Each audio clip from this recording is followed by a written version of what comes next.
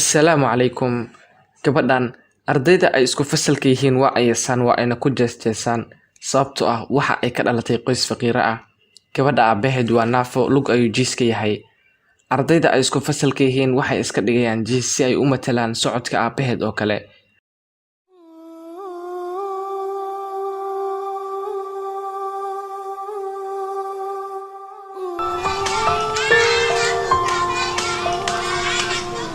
Aabaheed wuxuu mar walba u taagan yahay inuu guriga geeyo gabadhiisa, laakiin waa ay ka carartay aabaheed si aynan ugu jeesjeesin ardayda ay isku fasalka yihiin aabaheeda faqiirka ah.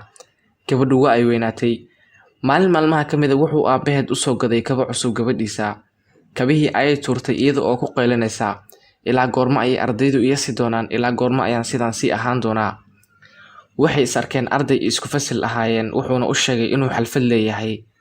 Markii la gaaray xalfadii waxay aragtay sida ay u labisan yihiin gabdhaha. Waxayna fiirisay dharkeeda, waxay dareentay inay isku labis ahayn. Murugo ayayna dareentay. Markii ay soo gashay hoolka xalfadda, waxay fiirisay telefoonada ay wataan gabdhaha iyo kan iyadoo ay wadato.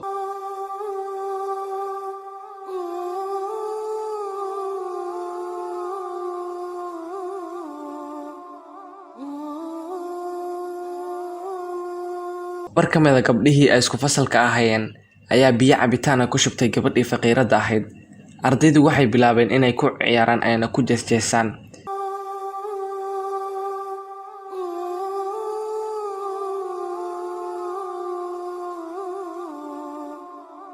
Aabaheed wuxuu wax walba u qabtaa gabadhiisa darteed.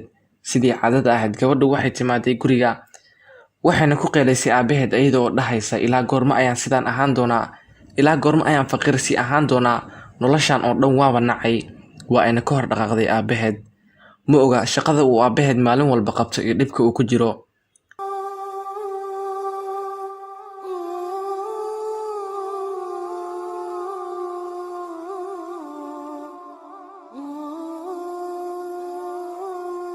Gabadhii markii ay guriga ku soo laabatay waxay mooysay alaabtii iyo dharkii. Waxay weydiisay aabaheed, wuxuu ugu jawaabay waxaan u gaday si aan lacag u helno. Maalin ayadoo wadada maraysa gabadhii waxay aragtay meel cunto lagu iibiyo, laakiin ma awoodin inay gasho sababtoo ah wax lacag ma haysato. Aabaheed wuxuu bixiyay lacag si uu cunto ugu soo gado gabadhiisa, isagoo aan weli wax cunto aan cunin. Markii uu guriga imaaday aabaheed wuxuu ku dhahay gabadhiisa, cunto ayaan kuu soo iibiyay. Laakiin nasiib daro gabadhii cuntadii waa ay ka diiday oo dhulka ayay ku dhufatay. Waxayna ku dhahday mar raba inaan cuno cuntada faqiirada.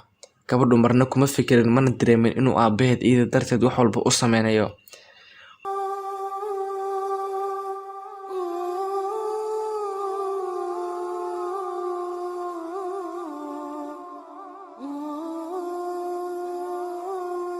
Waa ay xanaaqday gabadhii gurigii waa ayna ka tagtay aabaheedna uma soo laaban. Sidii caadada u ahayd aabuhu wuxuu aaday shaqadiisa. Laakiin niyadiisa waxaa ka guuxay hadallada ay ku dhahaysay gabadhiisa oohin ayuu si celin waayay waa uuna ooyay.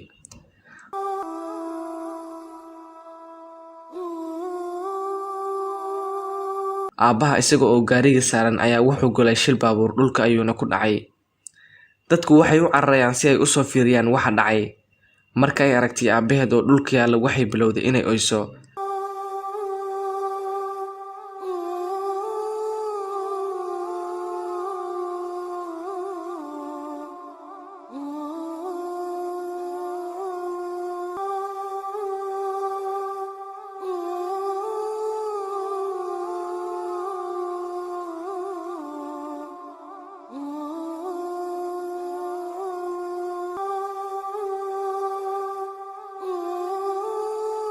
Aabaheed inta uusan dhiman wuxuu internetka uga soo oobiyay kabo cusub si ay uga faanto ficeeda, laakiin iyada oo hubsan kabihii ay dhulka ku turtay. Sidoo kale aabuhu wuxuu internetka uga soo gaday mobile cusub iyo boorso cusub si uu ugu dhigo maalintii ciida hadiyad.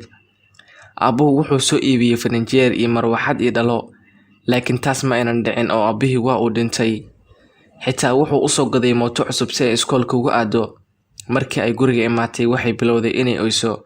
Markii ay aragtay dardaaranka aabaheedii waxuu u soo iibiyay, laakiin waxay oysay maray oohin waxba u qabanaynin. Waa sida dad badan oo dunida ku nool kuma qancayaan waxa ay waalidkooda haystaan. Ixtiraama waalidkiina, wax walba ay siiyaan mahadsanid dhaha.